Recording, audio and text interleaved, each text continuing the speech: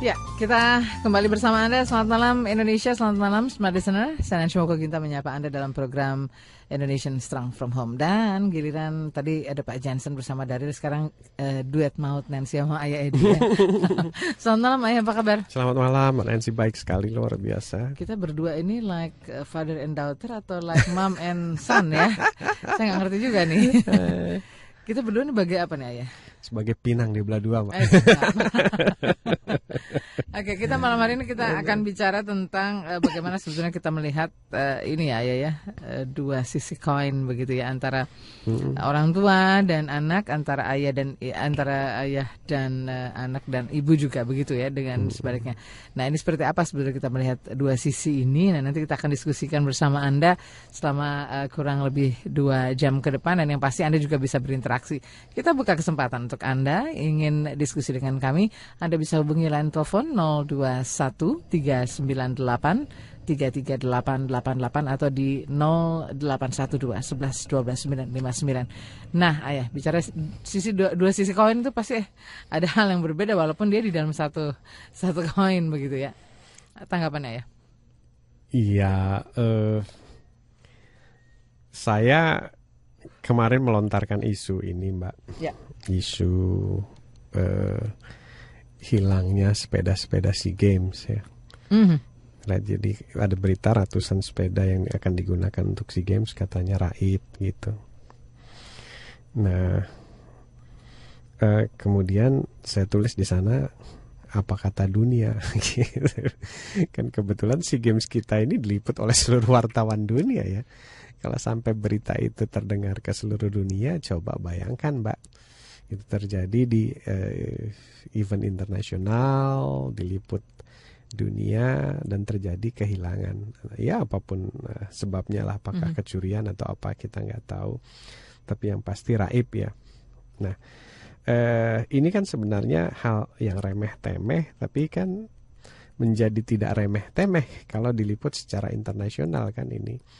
Kita udah bicara nasionalisme, bicara jati diri bangsa dan harga diri di sana kan. Nah, kemudian ya berbagai macam tanggapan muncul. Nah, macam-macam. Nah, kemudian di situ saya menanggapinya adalah saya jadi teringat sebuah pepatah, like father, like son, like parent, like children. Kalau bahasa Indonesianya itu buah jatuh tidak nggak jauh-jauh dari pohonnya. Nah, ternyata dari situ ya sangat erat kaitannya gitu, bahwa rakyat ini kan sebenarnya ibarat anak-anak gitu ya, anak-anak kecil, sedangkan para pejabat adalah para bapaknya gitu. Dan Indonesia ini kan sebenarnya potret keluarga dalam bentuk maksi ya. Nah, sedangkan keluarga itu adalah potret Indonesia dalam bentuk mini, jadi miniaturnya Indonesia.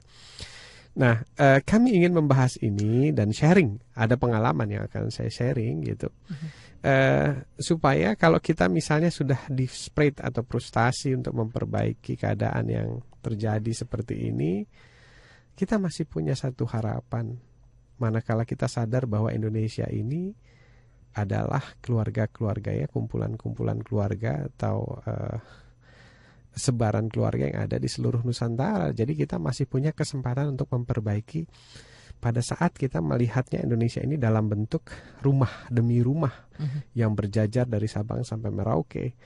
Jadi kalau satu persatu rumah-rumah ini dibuat cerah, dibuat baik, dibuat terang, anak-anaknya dibuat cerah, insya Allah kan lama-lama Indonesia sendiri akan cerah dan terang benderang begitu, Mbak. Oke, seperti mungkin secerah suaranya Ronan Keating berikut ini ya. Oke. Kan hadir lewat Father Like Son. Kita masih dengan tema kali ini itu Like Father Like Son. Ini kita coba angkat untuk menjadi bahasan kita di Indonesian Strong From Home. Dan tadi kita sudah mendengarkan Ronan Keating ya, melantunkan lagu ini bagus sekali. Ini Ronan Keating ya, ini nyanyinya bareng-bareng dengan Cat Steven ya. Ini liriknya bagus sekali ya. Kalau dari sisi Father, it's not time to make a change, just relax, take it easy. You're still young, that's your fault. There's so much you have to know. Find a girl, settle down. If you want if you want, you can marry. Look at me, I'm old but I'm happy, katanya gitu. Kalau dari sisi sonnya, how can I try to explain when I do he turns away again? It's always been the same old story. From the moment I could talk, I was ordered to listen. Now there's a way and I know that I have to go away. I know I have to go away. Gitu katanya ya. Ya, lagu ini sepertinya menceritakan tentang kisah nasihat-nasihat dari seorang ayah, pandangan-pandangan dari seorang ayah, bahwa ya ayahnya bilang bahwa ya dulu saya juga pernah muda seperti kamu, so santai aja, jalani aja, kamu masih perlu banyak belajar, banyak tahu dan sebagainya, ayo lakukan saja. Ini adalah sosok orang tua yang sangat demokratis sekali, jadi memberikan kesempatan anaknya untuk mengeksplorasi dunia, kehidupan, dan dia memposisikan sebagai konsultan gitu. Sebagai teman, sebagai sahabat ya, seperti itu. Nah kemudian ya anaknya sepertinya ya menikmati proses itu, dan kemudian pada saat dewasa dia kayaknya mulai menyadari bahwa ternyata nggak gampang ya jadi orang tua itu. Gitu. Ya di sini mencerminkan sebuah kisah, sebuah lagu ya, lirik lagu yang menceritakan tentang tipe-tipe orang tua yang sangat bagus dan demokratis ya, sangat demokratis kepada anaknya dan banyak memberikan pelajaran melalui proses kehidupan yang dilalui. Jadi like father, like son. Jadi kalau orang tuanya begitu baik, nanti anaknya juga akan turun ke berikutnya, anaknya baik. Jadi seperti teladannya ya, persis, contoh ya. Persis apa yang dikatakan oleh Dr. Sears pada istrinya Martha waktu itu. Look Martha, katanya, kita tidak sia-sia loh 27 tahun mengembangkan mendidik anak-anak kita dengan sangat baik. Ternyata mereka mewarisinya loh, mendidik dengan cara yang sama pada cucu-cucu kita. Begitu kira-kira Mbak Nancy. Oke, jadi kalaupun toh ayah ibunya atau Dr. Sears ini dan istri juga mengalami masa kecil juga tidak menyenangkan ya, tapi itu tidak diteruskan, dipotong mata rantainya dan mereka mencoba untuk meneladani hal yang lebih baik ya kepada anak-anaknya, mewariskan contoh-contoh yang lebih baik. Iya betul sekali Mbak Nancy. Jadi Dr. Sears dan Martha ini adalah terlahir dari keluarga broken. Hanya mereka pada saat mau married membuat komitmen suami istri bahwa cukuplah sudah sampai di kita saja. Kita tidak akan mewarisi apa yang pernah kita alami pada anak-anak kita. Ini luar biasa ya, like father, like son. Nah, ini adalah sisi sebuah positif atau contoh teladan yang kita bisa pelajari. Nah, supaya kalau misalnya kita menemukan hal-hal yang kurang baik dari like father, like son, like parent, like children, kita bisa mau mengevaluasi diri dan segera menyadari bahwa kita, orang tua, harus segera berubah gitu. Karena kalau tidak nanti ini akan jadi warisan turun-temurun. Betul, kalau ibarat banyak pepatah bilang kan, buah nggak jatuh jauh-jauh dari pohonnya gitu ya. Iya betul sekali. Tapi bagaimana jatuhnya itu juga tetap indah, tetap bagus, tetap baik. Nah ini mungkin tergantung bagaimana pohon itu punya akar yang kuat, lalu juga mungkin punya dahan dan batang-batang yang rindang gitu ya, daun-daun ini. Nah maka itu akan menjadi contoh juga ya buat anak-anak ya. Iya, jadi begini Mbak Nancy, saya sendiri pun sebenarnya juga tidak dibentuk dalam keluarga yang sangat sempurna, sangat baik, banyak sekali kekurangan. Masa kecil saya juga saya mengalami kekerasan dalam pola asuh gitu. Hanya entah mengapa ya ada ketukan hati dari Tuhan bahwa saya waktu itu berjanji pada diri saya tidak akan mau married sebelum saya siap jadi seorang ayah gitu. Kalau saya masih berperilaku kurang baik, maka saya tidak akan memutuskan untuk married. Walaupun semua orang mencela-cela atau menyindir yang katanya bujang lapuk lah, inilah itulah, terima seketir yang kayak gitu. Tapi I don't care ya.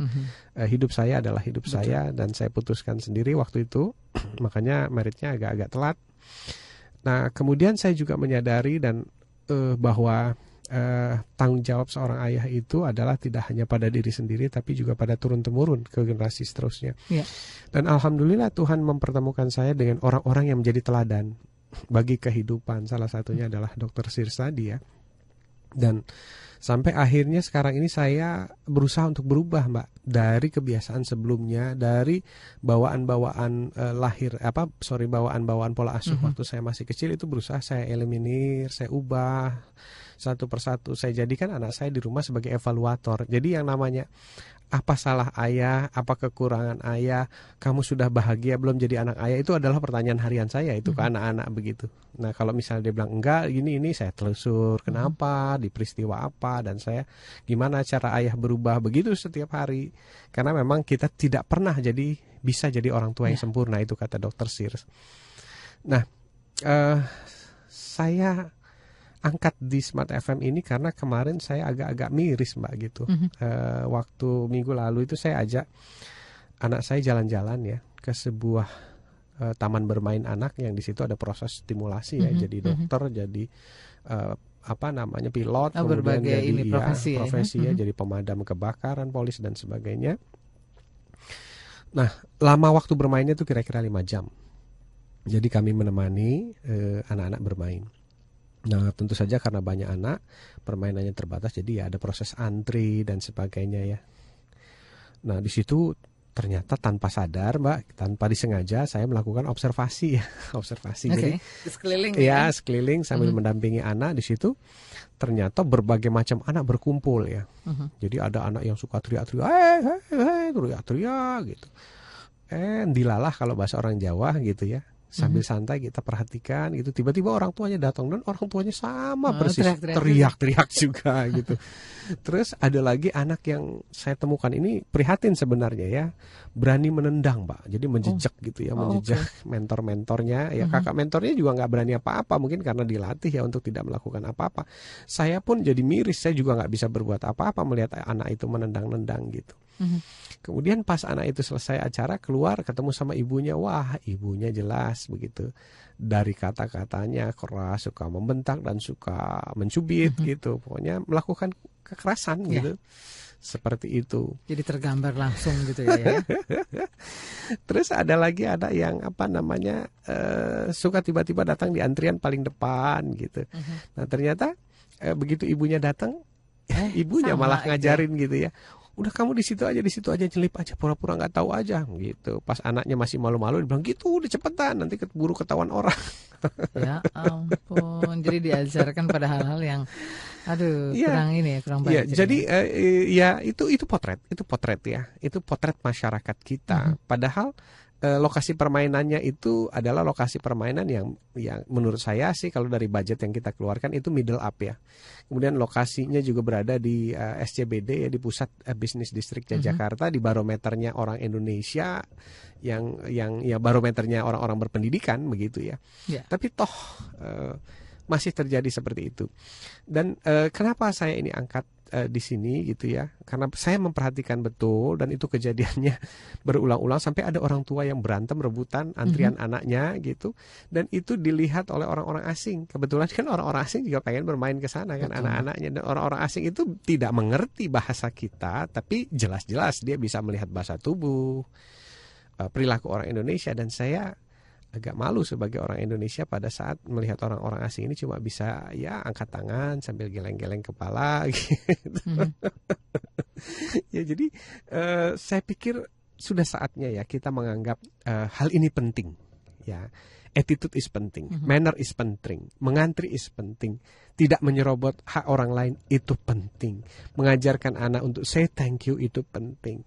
Kenapa? Saya ingat Mbak Nancy ya 2 minggu yang lalu mencukil quote-nya Thomas Licona ya, yang bunyinya kalau nggak salah, apabila guru dan orang tua menganggap itu tidak penting, maka anak menganggap itu tidak penting. Dan jadilah sekarang ini kan, jadi sekarang ini orang menganggap manner itu tidak penting gitu, rasa malu itu tidak penting, makanya sepeda untuk SEA Games yang nanti pasti kalau ketahuan akan disorot dunia pun cuek-cuek saja, nggak penting kok gitu. Yang penting udah hilang gitu ya. Iya, punya rasa malu itu nggak penting. Yang penting itu saya bisa mengambil sepeda gitu dan sebagainya. Nah, kira-kira seperti itu loh Mbak Nancy yang kita ingin sama-sama coba menyadari bahwa like father is like son, like parent like children begitu. Mana yang sebetulnya kita ingin contohkan ya? Iya.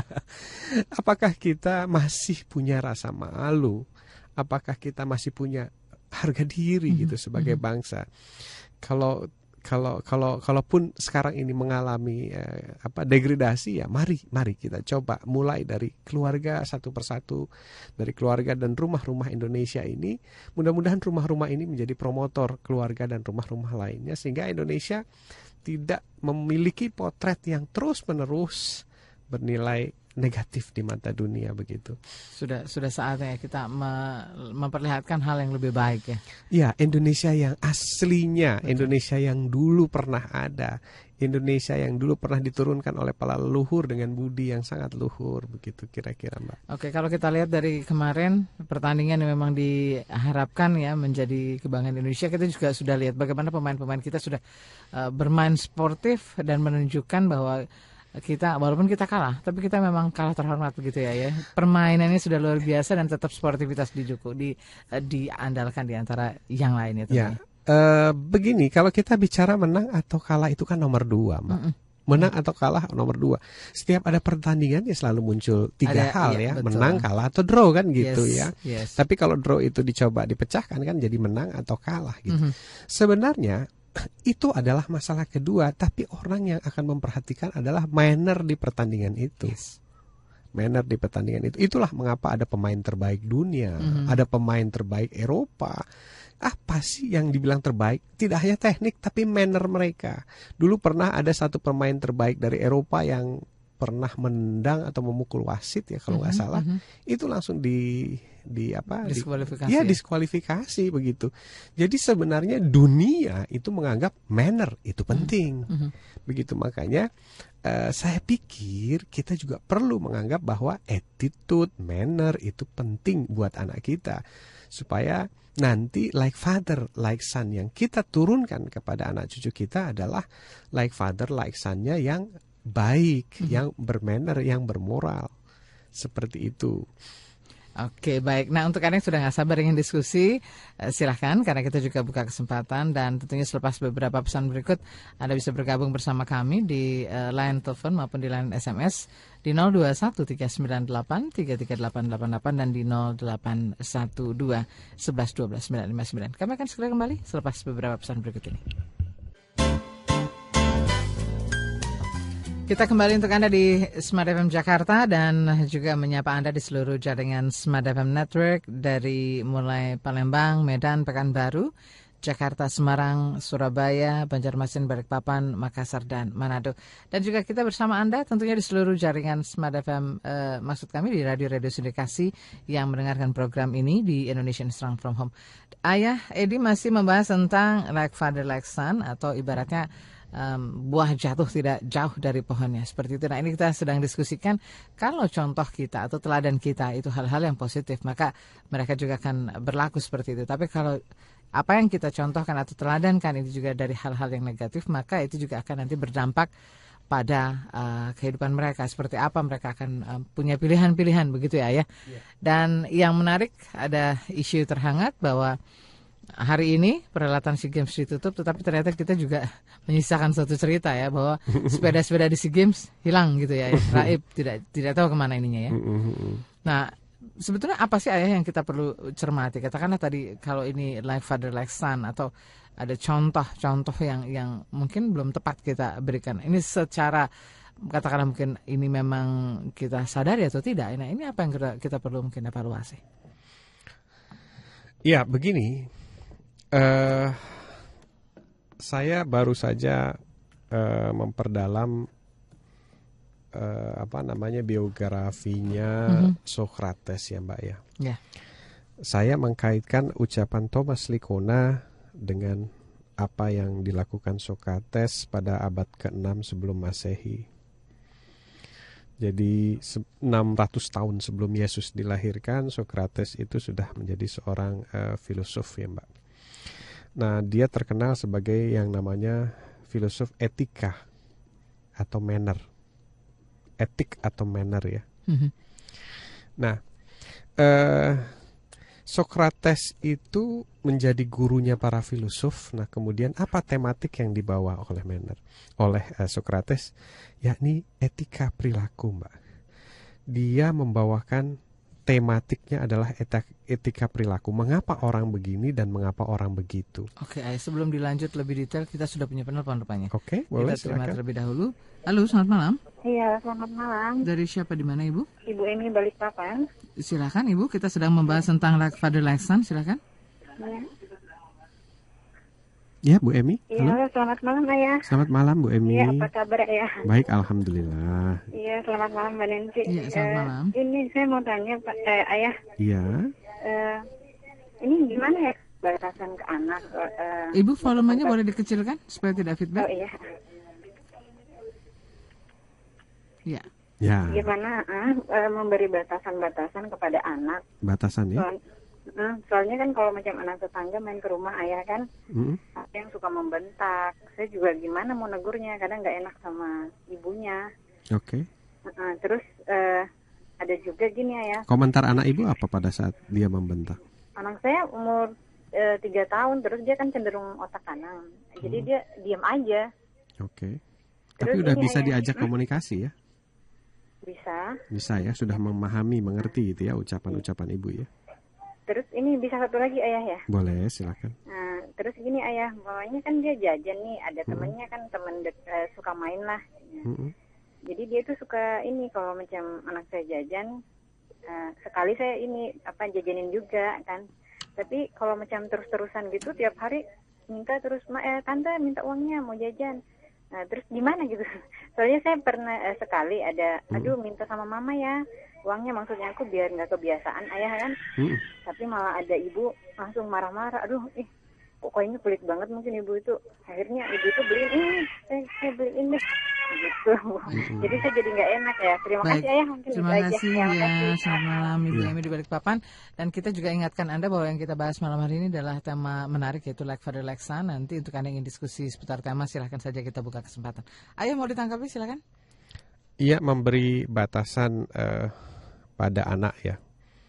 Jadi kalau kita ingin memberikan batasan pada anak, batasannya itu tentunya disesuaikan dengan pemahaman anak dan kapasitas anak. Saya tidak jelas apa batasan yang dimaksud di sini, tapi kalau saya menerapkan batasan pada anak saya biasanya memperhatikan apa-apa yang kira-kira berlebihan. Ya, berlebihan. Misalnya anak saya bermain komputer berlebihan, jadi saya perhatikan dulu apa yang berlebihan. Nah, setelah bermain komputer berlebihan itu, maka baru saya kasih batasan. Misalnya paling lama waktunya 2 jam. Nah, bagaimana caranya kita diskusikan. Pertama, kita jelaskan mulai besok kalau memain komputer, mulainya jam sekian, maka selesainya jam sekian. Nah, supaya dia tahu jam, saya belikan alarm. Atau yang kedua, saya ajari dia untuk melihat waktu. Nah, setelah itu kita jelaskan lagi, kalau misalnya sudah lewat sini berhenti ya nak. Kalau nggak berhenti, maka kamu pilih nih. Kamu mau besok tidak main komputer selama 1 hari, atau tidak bermain sepeda, atau apa. Kita tetapkan konsekuensi. Nah, habis begitu, pada saat terjadi pelanggaran, maka kita konsekuensinya berlakukan. Nah, tapi kebetulan karena anak saya homeschooling, tidak terlalu banyak mendapatkan pengaruh dari eksternal, dari teman-teman main dan sebagainya. Anak saya itu sangat kooperatif sekali. Jadi tidak ada pengaruh-pengaruh tentang pelanggaran. Jadi hampir semua aturan main yang kita sudah sepakati tidak dilanggar sama sekali. Dan bahkan kalaupun saya lupa, justru anak saya mengingatkan, ayah kan sudah 2 jam. Ayah kan hari ini aku bangun siang. Nah, misalnya saya ingin anak saya bangun pagi, kita buat aturan main. Siapa yang bangun pagi maka boleh nonton TV selama 2 jam, boleh ini, boleh ini, boleh ini. Nah, pada saat misalnya anak saya sedang tidak ada kegiatan, saya bilang, ya udah nak, main komputer aja. Loh, kan hari ini aku bangun siang, ayah. Jadi justru diingatkan kembali oleh diserahkan, iya, oleh anak kita begitu. Jadi itu yang saya lakukan dalam proses membangun batasan. Jadi batasan itu kan kalau berlebihan ya, kalau wajar-wajar saja ya nggak apa-apa begitu. Jadi perhatikanlah aktivitas anak kita yang kira-kira berlebihan, baru kita aja untuk membatasi. Nah, salah satu keuntungan pada saat anak ikut homeschooling, kemudian tidak terlalu banyak bermain dan terpengaruh oleh teman-teman sebaya di sekolah, adalah tidak adanya contoh-contoh perlawanan. Jadi anak-anak saya tidak ada contoh perlawanan dari kawan sekolah, juga tidak ada contoh perlawanan dari sinetron-sinetron di TV. Karena sinetron di TV itu isinya adalah contoh-contoh bagaimana melawan orang tua, membentak, berstrategi yang kurang baik, kelicikan dan sebagainya. Nah, kemudian kalau misalnya ada anak membentak anak kita, maka disitulah setelah proses membentak itu kita ajak ngobrol anak kita tanya gimana perasaan kamu nak, gitu. Terus itu adalah contoh yang salah, gitu, salah membentak. Nah, kalau anak saya sudah besar, usianya 6 tahun, itu malah dia bilang tidak boleh membentak, tidak sopan. Nah, nanti dia akan lapor ke saya, itu kakak itu tadi membentak. Nah, adik sudah bilang belum, kakak tidak boleh. Sudah, tapi dia tetap membentak. Baik, kalau gitu kamu putuskan, kamu bisa merubah dia atau tidak. Kalau tidak, kamu pilih mau main sama dia atau mau main sama yang lain. Nah, saya kasih opsi-opsi seperti itu. Makanya anak saya prinsip yang ditanamkan oleh kita dalam keluarga itu dia kuasai betul, dan kalau berhadapan dengan pihak-pihak eksternal yang tidak baik, inilah yang sering terjadi kontradiksi, dan dia saya ajari untuk memilih tidak bergaul dengan orang yang dia tidak bisa pengaruhi. Jadi dia betul-betul bisa menyaring ayah ya, mana yang baik, mana yang tidak ya. Ya, tapi kalau seandainya itu adalah anak tetangga dan sebagainya, maka kita coba tahap awal pengaruhi dulu anaknya. Jadi kalau pas main ke tempat kita peluk, kita kasih jajan, kita kasih mainan, kita kasih fasilitas, baru setelah itu kita kasih syarat. Masih mau membentak nggak? Kalau mau membentak besok nggak boleh main di sini lagi. Ayo, nggak dapat kue, nggak dapat ini. Oh, itu banyak sekali anak-anak kampung kami dulu yang berubah itu karena saya kasih facility, kemudian saya kasih kenikmatan, habis begitu baru saya tantang mereka, berani berubah nggak gitu. Tapi memang sumbernya kembali lagi ke orang tua mereka. Kalau orang tua mereka begitu terus di rumah, maka anaknya begitu terus. Itulah kenapa topik hari ini adalah like father, like son. Jadi sebenarnya tugas tambahan bagi ibu adalah ngajak tetangga-tetangga dengerin Smart FM. Pinjemin buku, atau kalau ibu dapat CD, kopi CD, dikasih ke tetangga, dicoba deh dengerin deh, gitu kira-kira. Oke, Bu Emi di Balikpapan mudah-mudahan menjawab. Terima kasih. Dan Anda juga masih kita undang untuk bisa diskusi. Ini menarik bagaimana sebenarnya kita memberikan contoh atau teladan ya terhadap anak-anak kita. Karena seringkali banyak hal yang mungkin belum kita sadari atau kurang kita sadari itu menjadi contoh. Karena anak-anak ini tinggal fotokopi ya apa yang dia lihat itu yang dilakukan juga ya. Jadi katakanlah mungkin kenapa anak-anak suka berteriak-teriak ya mungkin karena dia mencontoh dari orang tuanya, entah ayah atau ibu, memperlakukan hal yang sama juga begitu ya. Bapak Ibu sekalian, siapapun dari Bapak Ibu sekalian yang berkunjung ke tempat umum kemudian ngajak anaknya bermain, perhatikan, coba deh kita observe sama-sama yuk. Perhatikan anaknya deh. Kalau anaknya di permainan itu nggak mau kalah dan selalu ngerebut permainan anak kita, coba lihat orang tuanya, nggak jauh beda pasti. Nah, kalau anaknya sopan, kemarin kami ketemu juga anak yang sopan, baik, ramah gitu. Wah, langsung saya tebak pasti orang tuanya yang itu tuh. Saya udah tebak, udah feeling, dan ternyata benar orang tuanya yang itu. Hanya yang bikin saya prihatin adalah kok cuma kehitung jari ya dari semua pengunjung. Satu atau dua ya. Satu atau dua saja yang seperti itu. Ya saya sih bermimpi ya semuanya ya, atau mayoritas lah setidaknya. Jadi supaya yang mayoritas ini mempengaruhi yang minoritas. Bisa memberikan contoh yang baik. Iya, karena kalau tidak mayoritasnya seperti itu nanti lama-lama mayoritas ini mempengaruhi minoritas yang baik tadi gitu. Oke, baik. Kita akan lewatkan dulu beberapa pesan berikut dan terima kasih untuk Anda yang sudah mengirimkan SMS. Nanti kita juga akan diskusikan beberapa pertanyaan yang menarik dan Anda juga masih boleh bergabung karena kita buka kesempatan juga untuk Anda yang ingin langsung ngobrol di line telepon 021398338888. Like Father Like Son masih kita ulas selepas beberapa pesan berikut ini. Terima kasih semua listener, kita kembali untuk Anda. Saya Najma Koginta masih bersama Ayah Edi dan kita masih mengulas tentang like father like son, like parent like children. Tadi banyak contoh yang coba Ayah bagikan bahwa ternyata di sekitar kita udah gak jauh-jauh lah ya di tempat katakanlah mungkin di tempat-tempat umum seperti di mungkin tempat pusat perbelanjaan, maka di situ juga ada tempat-tempat permainan. Maka kita akan melihat bagaimana orang tuanya dan bagaimana pula anaknya seperti itu. Ya, lebih kurang. Lebih kurangnya seperti itu. Nah, sebetulnya ayah kalau kita melihat hal ini dan itu tanpa kita sadar mungkin bisa tercermin ya di tengah-tengah kita berinteraksi seperti itu. Apa sih sebetulnya mungkin peran dari kita yang ada di sekeliling untuk mungkin saling mengingatkan seperti itu? Iya. Yang pertama begini, Mbak. Tadi kita sempat di awal bahas tentang Sokrates ya. Ini ya, Sokrates. belum tuntas tentang etika dan perilaku, tapi saya harus terima telepon dulu nih. Boleh. Kita terima dulu. Halo, selamat malam. Halo, selamat malam. Iya, Assalamualaikum, Ayah Waalaikumsalam. Edi. Dari Selamat siapa? malam, Dari Assalamualaikum. mana? Dari siapa di mana, Ibu? Saya dengan Ibu Yeti. Iya, Bu Yeti. Di mana? Iya, di Kemang, Bekasi. Silakan. Ya, silakan Ayah, Bu iya. Yeti. Begini Ayah, saya kan ini mengenai lifestyle ya, Iya, Ayah. betul. Ayah temanya. Jadi begini Ayah, saya mau tanya soal anak saya. Mm-mm.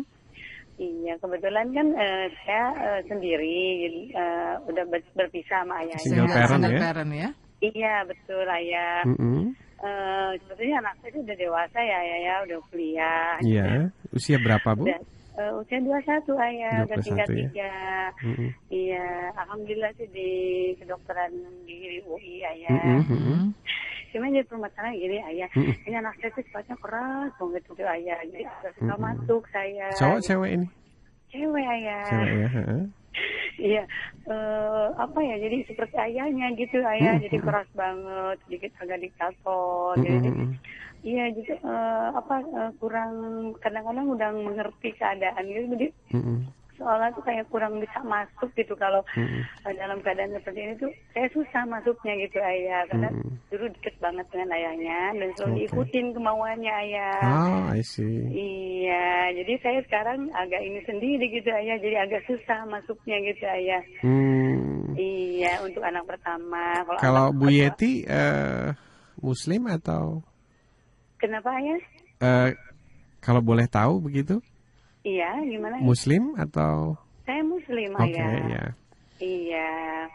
Iya, saya Muslim ayah. Ya, alhamdulillah sih kalau ini juga ya nggak tahu karena faktor perceraian orang tua apa mungkin karena sebelumnya juga agak ini gitu sih ayah agak dimanja gitu sama ayahnya jadi mungkin kehilangan figur apa bagaimana jadi ya itu ayah agak gimana gitu ayah agak kurang peka gitu lain banget maaf bukan saya membandingkan dengan adik-adiknya gitu iya seperti itu ayah gitu jadi lagi saya bagaimana menghilangkan supaya tidak seperti ayahnya gitu. Kalau ibu sendiri masih sering ngobrol nggak?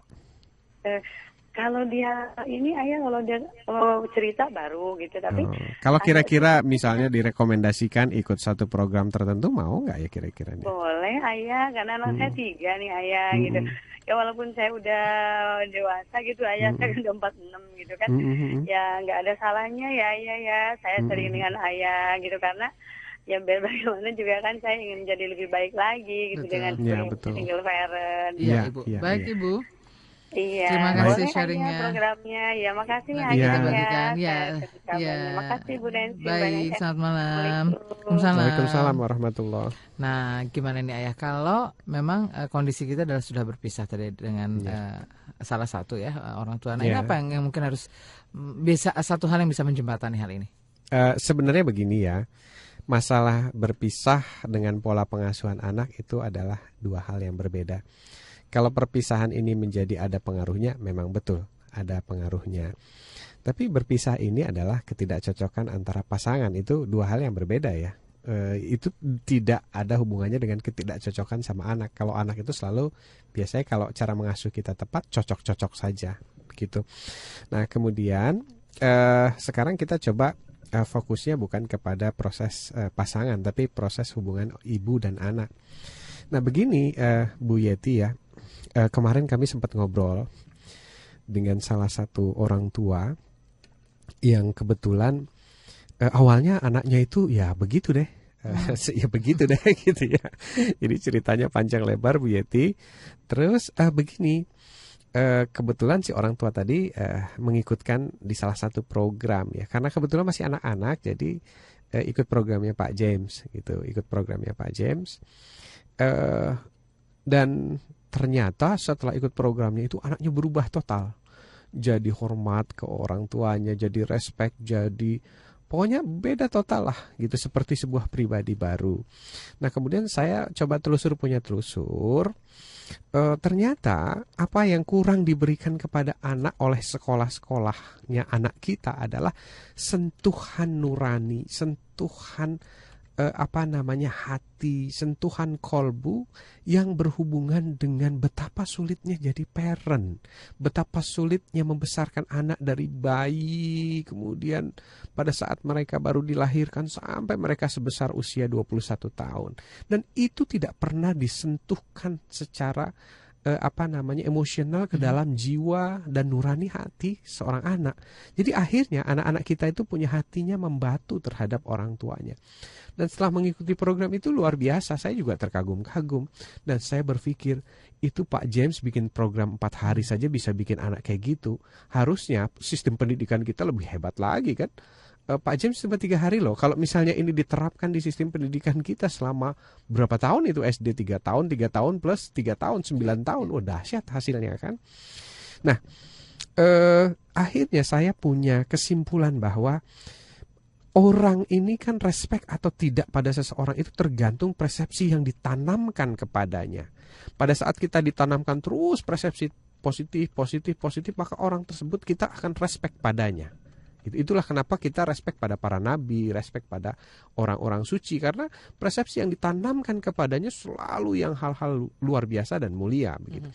Nah, anak kita ini belum pernah oleh sekolah itu ditanamkan bagaimana cinta orang tua, bagaimana beratnya mengasuh anak sejak kelahiran, bagaimana kita setelah jadi orang tua itu begadang ya semalaman, gantian sampai biru-biru matanya itu karena setiap 2 jam sekali mereka bangun pipis, kemudian harus ganti popok dan sebagainya. Bagaimana zaman dulu belum ada Pampers kan, zaman ibu belum ada Pampers waktu itu ya. Nah, ini mereka tidak pernah disadarkan, mereka tidak pernah diberitahu, tidak pernah disentuh. Akhirnya ya seperti ini jadinya. Nah, saya tidak tahu apakah saya harus menyebutkan namanya ya supaya kita punya referensi. Apakah di SQ itu juga ada program untuk remaja atau anak-anak usia ya saya katakan 21 masih cukup anak-anak ya. Rasanya ada ya. Nah, kalau di SSQ ada itu saya merekomendasikan untuk mengikuti program itu karena beberapa orang yang ikut di program itu jadi tersentuh dan tersadarkan persepsinya bahwa jadi orang tua tuh nggak gampang loh. Ngebesarin anak dari mulai baby dilahirkan itu nggak mudah. Apalagi pada saat minggu-minggu pertama, 3 bulan pertama itu adalah perjuangan yang kalau saya rasakan itu sampai usia sekarang ini saya capeknya itu masih nggak hilang-hilang gitu efeknya. Nah itu kira-kira Bu yang perlu ditanamkan. Ini tidak bisa disampaikan oleh orang tuanya sendiri. Yang menyampaikan harus pihak ketiga yang dalam bentuk konsultan, dalam bentuk pelatihan, dalam bentuk training, dalam bentuk apapun. Jadi pihak yang netral gitu ya? Pihak yang netral. Nah nanti biasanya kalau hatinya sudah tersentuh akan terjadi perubahan. Perubahan yang sangat signifikan. Itu kira-kira Bu beberapa pengalaman yang saya ketahui dari klien-klien saya yang anaknya berubah secara dahsyat. Baik, Bu Yeti di Kemang, Bekasi mudah-mudahan menjawab dan terima kasih buat sharingnya. Kita coba ke beberapa pertanyaan ini yang lumayan banyak juga ya sudah bermunculan. Oh ya, nah Ayah bagaimana ya caranya supaya anak kita tuh bisa bilang terima kasih tanpa disuruh dulu. Nah ini kan juga harus ada contoh juga nih Ayah ya. Dari Ibu Dewi di Surabaya ya. Like father, like son, like parents. Like children. Like children. Nah mungkin kita bisa belajar dari Socrates tadi tentang etika dan perilaku. Apa nih yang kita perlu sikapi dari beliau? Baik, jadi ternyata Socrates itu adalah bukan seorang filosof sains, tapi dia adalah filosof etika. Jadi tiap hari yang dia tekankan itu adalah pentingnya etika moral, pentingnya etika moral. Nah, sampai dia melahirkan seorang murid yang luar biasa namanya Plato. Ya. Nah, Plato itu mewarisi semua ajaran-ajaran dari Socrates, yakni etika dan moral. Nah, karena Socrates ini adalah orang-orang yang sangat beretika dan moralnya tinggi, maka oleh pemerintah yang korup saat itu dianggap ancaman. Kalau sampai orang-orang bermoral bagus, maka dia akan melakukan mungkin pemberontakan. Akhirnya Sokrates dihukum suruh minum racun. Ya, diminta dia untuk minum racun. Nah kemudian lahirlah seorang Plato yang sangat beretika sebagai murid Sokrates. Nah, yang diajarkan berulang-ulang itu adalah etika, tapi yang dilahirkan adalah seorang saintis, Plato. Kemudian Plato melahirkan lagi murid yang namanya Aristoteles. Dan Aristoteles ini mendapat gelar bapaknya ilmu pengetahuan. Jadi semua pengetahuan dia bisa. Ya, berbagai cabang ilmu pengetahuan. Nah, artinya ini menguatkan keyakinan bahwa apabila kita ajarkan etika dan moral yang sangat lengkap dan detail, maka anak itu akan menjadi sangat pintar dan jenius seperti Aristoteles. Nah, kenapa kisah ini saya angkat? Karena begini, karena saat ini orang tidak lagi menganggap etika dan moral itu penting. Yang dijejali kepada anak-anak kita itu adalah pelajaran yang sifatnya eksak. Kursus-kursus yang ditekankan, bimbel-bimbel yang dipaksakan itu rata-rata adalah bimbel yang berhubungan dengan sains dan matematika. Dengan harapan bahwa anaknya agar menjadi orang sukses dan ilmuwan besar. Padahal para ilmuwan itu belajarnya adalah filsafat, etika, dan moral. Itu dulu yang dipersiapkan karena itu butuh waktu yang cukup panjang ya. Seperti itu kira-kira. Dan pada saat fathernya itu adalah Sokrates, muridnya Plato, Aristoteles, terus sampai ke bawah. Di tataran paling bawah itu ada Albert Einstein. Jadi di situ ada 142 filosof ya. Nah, yang termodern itu Einstein, dan dia pun masih beretika dan bermoral. Salah satu etika dan moral tantangan terberat adalah waktu Einstein mau diberikan gelar bangsawan, rumah, harta, segala macam, asalkan katanya Hitler bisa menciptakan mesin pembunuh massal. Wow, itu yang tidak disetujui oleh Dan Einstein. kata Einstein, saya bukan orangnya. Oke, baik. Tapi kita orangnya yang mesti terima telepon ini ya, untuk yang ingin sharing bersama kita di Indonesian Silakan, Strong From Home. silakan. Selamat malam. Halo, assalamualaikum. Waalaikumsalam. Dari siapa, di mana Ibu? Dari Ibu Ika ini di Medan. Ibu Ika, boleh langsung Ibu pertanyaannya karena kita ini ya diburu waktu. Silakan Ibu. Silakan Bu Ika. Apa kabar Ayah? Oh, baik sekali Bu Ika. Apa kabar keluarga? Alhamdulillah. Saya teringat nih kalau di kita nih di Indonesia ini kan anak itu cermin orang tua tuh Ayah. Betul. Jadi memang persis seperti Ayah yang dikatakan tadi, kalau kita lihat anaknya kita udah tahu tuh orang tuanya. Nggak usah jauh-jauh ya Bu, dari tetangga-tetangga kita sendiri loh kelihatan itu. Memang betul gitu Ayah. Kalau dia mau menang sendiri, pasti orang tuanya mau menang sendiri. Jadi saya teringat ini Ayah, sebenarnya memang lebih banyak orang yang tidak berbudi pekerti. Memang saya ingat waktu anak-anak saya masih kecil-kecil, karena naik kereta api itu, Ibu ini sampahnya habis makan ya nak, saya ambil masukin dalam plastik, kemudian kasihkan lagi dengan saya. Ini orang-orang yang naik kereta api itu pada senyum-senyum gitu Ayah. Iya. Baik Ibu. Kayaknya aneh. Padahal dengan kita, mudah-mudahan Seman FM ini semuanya mau begitu. Dengan kita amin Bu. Ngumpul sampah kita sendiri, nggak membuang sembarangan, banjir itu bisa dihindari. Oke, gitu. Baik Ibu. Terima kasih sharingnya Ibu. Tapi ada ini Mbak Nancy, saya mau nanya nih dengan Ayah. Boleh Bu, segera Bu. Silakan, waktunya Bapak sekali. Kecilnya yang sekarang kelas 1 SMA nih kan, dia ekstrakurikulernya di sekolah ada. Dia mau pindah, kenapa nak mau pindah? Saya bilang katanya kawan-kawan di situ suka ngomong nggak baik. Saya bilang, nah adik kan udah besar, jadi adik yang mempengaruhi. Ini saya mau tanya lagi nih Ayah satu. Nah dia kan pengen lihat sekolah apa tuh yang star internasional itu di mana, dan Kira-kira Baik Ibu, di mana tempatnya dan bagaimana nanti menghubungi kontak personnya ya. Oke, Baik makasih. Bu Ika, terima kasih. Nanti kita akan tanggapi, tapi harap sabar dulu karena kita waktunya berbagi dengan beberapa informasi berikut. Dan jangan kemana-mana, tanpa terasa ya 1 jam sudah berlalu dan kita akan kembali lagi di 1 jam berikutnya. Tetap bersama Ayah Edi di Indonesian Strong From Home.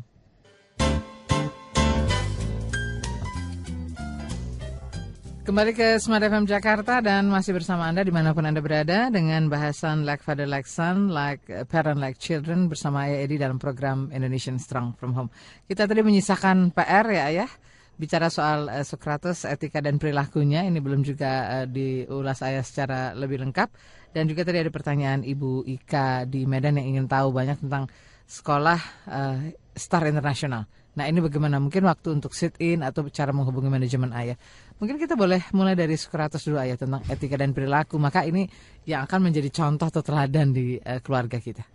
Ya baik, saya ingin menyingkat saja cerita Socrates. Bahwa ternyata Socrates berhasil membuktikan apabila yang ditekankan pada anak kita, yang dianggap penting, yang dianggap urgent itu adalah etika dan perilaku atau yang sekarang disebut karakter, maka kita banyak akan melahirkan ilmuwan-ilmuwan besar yang berkarakter. Jadi pada saat kita mengajarkan karakter, yang lahir itu ilmuwan, Mbak. Itu dibuktikan langsung oleh Socrates dan Plato. Nah, jadi pada saat orang tua zaman sekarang itu menganggap ingin anaknya jadi saintis dan tidak mengajarkan karakter, itu keliru besar terhadap sejarah.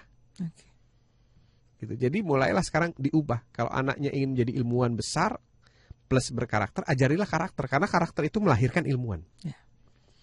Kira-kira seperti itu. Tapi filsafat karakter. Nah, berkaitan dengan Ibu Ika ya.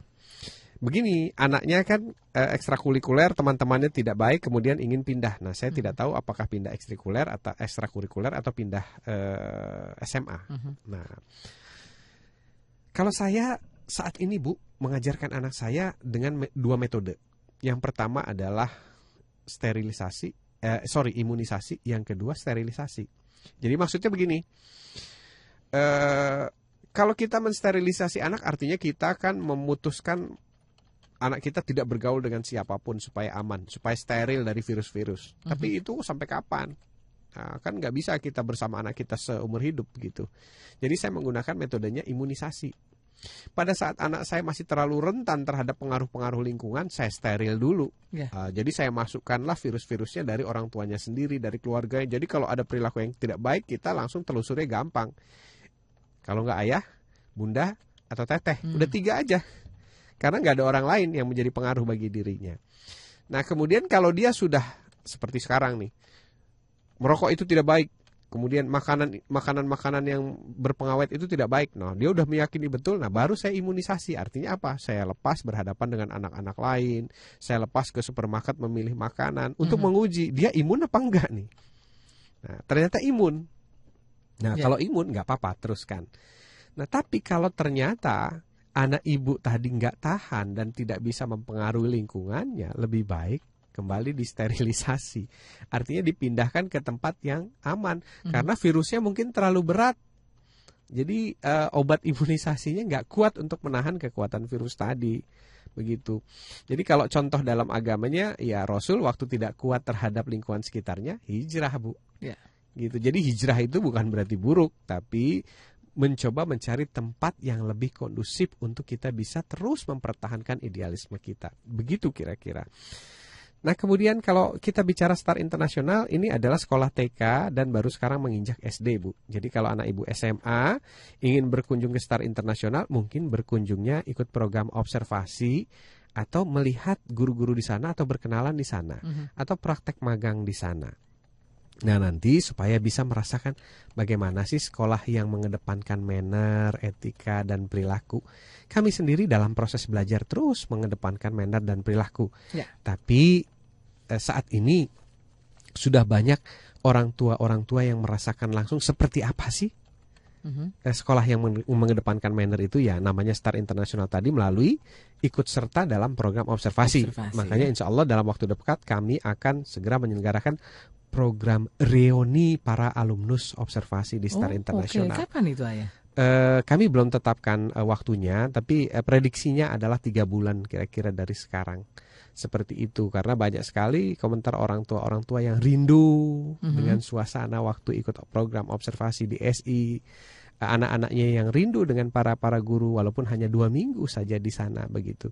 Dan mudah-mudahan suasana rindu, suasana merasa cocok dengan suasana iklim manner yang kita bangun ini mudah-mudahan terus kita pertahankan dalam bentuk program reunion ya.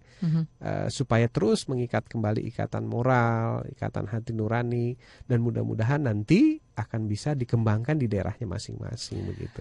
Oke, terima kasih dan semoga bermanfaat. Dan selamat malam juga untuk Anda baru bergabung. Kita masih bersama Ayah Edi dalam bahasan tentang like father like son, like parent like children ya. Kita lanjut lagi Ayah ke yang berikut. Kita ke pertanyaan dari 0898975 dan seterusnya. Mungkin semuanya harus dibenahi, mungkin semuanya bisa dibenahi Ayah dengan senantiasa menumbuhkan rasa sayang di antara kita, antara keluarga, antara saudara sebangsa dan seterusnya. Dan itu kita akan belajar meminimalisir perbuatan kita yang justru akan menjatuhkan harga diri kita sendiri serta akhlak kita. Karena kan kita pasti sayang kepada keluarga kita. Ya. Tanggapannya Ayah? Iya, kalau dalam bahasa agama itu disebutnya taubat ya. Dalam bahasa keseharian kita sebutnya sadar. Dalam bahasa Inggris biasanya disebutnya adalah awareness. Yes. Nah, semuanya bermula dari sana. Begitu kita sudah mencapai titik kesadaran, maka yang terjadi berikutnya adalah niat untuk berubah. Nah, sebenarnya talkshow kita ini harapannya adalah untuk membawa para keluarga Indonesia sampai kepada titik kesadaran bahwa oh iya, saya perlu berubah. Nah, kalau sudah ada niatan untuk berubah ini, maka segalanya akan menjadi lebih mudah dan ini adalah awal daripada kebaikan. Tobat adalah setengah jalan menuju surga, kira-kira begitu. Nah, baru setelah itu, cara yang paling mudah begini. Ya. Kalau saya ditanya, Ayah gimana sih caranya supaya kita menjadi orang yang lebih baik dan bermanner? Maka saran saya adalah jadikanlah putra-putri kita di rumah sebagai kaca, cermin. Jadi kalau misalnya kita melihat anak kita di rumah nih, teriak-teriak, oke, ayo kita ajak bicara. Kamu lihat dari siapa nak? Dari ayah. Kapan ayah melakukan itu nak? Tolong kasih tahu ya nak ya. Tolong beritahu ayah saat itu biar ayah tahu ayah harus berubah, yang mana yang harus diubah. Karena persis sekali setiap kata-kata yang diulangi oleh anak saya itu pasti ada sumbernya. Misalnya begini, saya boleh nggak bantu ayah ambilin bolpen? Ayah ambil sendiri dong, kan ayah punya kaki. Oke, sini nak. Kamu dengar dari mana kalimat itu? Nah akhirnya tertelusur lah. Baru kita rembukan, ini sumbernya ini loh. Mau tetap begini atau kita mau berubah? Dan sekarang alhamdulillah begitu sumbernya berubah, anak kita berubah. Nah, siapapun yang ingin berubah maka jadikanlah anak kita sebagai mirror, cermin ya. Ya, refleksi kalau bahasanya Mas Pri. Untuk kita supaya kita tahu persis mana habit-habit yang harus kita ubah satu persatu. Begitu kita berubah, jamin 100% well garanti anak kita berubah. Kalau anak kita belum berubah, pasti ada sumbernya dari tempat lain. Apakah itu dari siaran sinetron di televisi, atau dari teman-teman di lingkungan sekolahnya, atau dari guru di sekolahnya. Nggak jauh dari sana. Karena anak kita adalah peniru yang baik, penjiplak yang ulung, fotokopi nomor 1. Oke. Sekarang kita lanjut lagi dari pertanyaan beliau tadi. Kita sekarang ada Bu Nur di Klender dan juga ada Bu Salma di Tasikmalaya. Kalau Bu Nur pertanyaannya lah, bagaimana ayah jika pengaruh buruk itu tentunya dari orang-orang terdekat. Katakanlah misalnya ayah gitu ya, memberikan contoh merokok. Lalu Bu Salma di Tasikmalaya juga menyampaikan hal yang sama. Tema malam hari ini persis yang terjadi pada pola asuh dari kedua orang tua saya yang sangat keras, dan hasilnya sekarang saya sangat sulit menjadi orang tua yang lembut bagi anak-anak saya. Silahkan ayah, boleh ditanggapi. Ini bagaimana kalau justru contohnya dari yang terdekat dan apa yang perlu disikapi? Gini Bu Nur, merokok itu adalah sebuah habit yang disebut candu ya. Jadi dalam rokok itu ada candu. Ya, yang artinya ada alam bawah sadar yang akan membuat kita terus melakukannya lagi dan melakukannya lagi. Nah, kuncinya adalah kesadaran tadi. Kesadaran bisa dua macam. Kesadaran tentang logika merokok. Jadi bisa kita berikan masukan-masukan tentang efek racun dan sebagainya. Yang kedua, kesadaran yang dibangun dari hati nurani moral. Nah, ini biasanya perlu bantuan pihak ketiga ya, seperti tadi yang saya sarankan ESQ. ESQ itu biasanya dengan cara-caranya dia menyentuh emosi seseorang sampai nangis, sampai sadar bahwa bayangkan kalau misalnya anak Anda masih kecil kemudian Anda mati karena kanker misalnya begitu. Nah, plus nanti terapi yang diberikan supaya berhenti merokok. Nah, jadi memang dalam hal ini pasangan itu sulit sekali mempengaruhi pasangannya. Nah, yang lebih mudah biasanya adalah pihak ketiga. Jangan sampai nanti menunggu Tuhan yang menegurnya. Kalau Tuhan menegurnya itu udah masuknya cancer nanti, Bu. Nah, kira-kira seperti itu. Kemudian yang paling mudah adalah coba ajakin denger Smart FM pelan-pelan begitu. Banyak kok, saya kemarin ketemu komunitas yang suaminya cerita diam-diam kepada saya. Dulu saya gengsi loh dengerin ayah. Istri saya udah berapa kali ngomong dengerin. Suatu ketika dia naruh CD di mobil nih gitu. Terus tiba-tiba saya setel aja, nggak tahu kenapa saya dengerin sekali 2 kali, enak juga ya.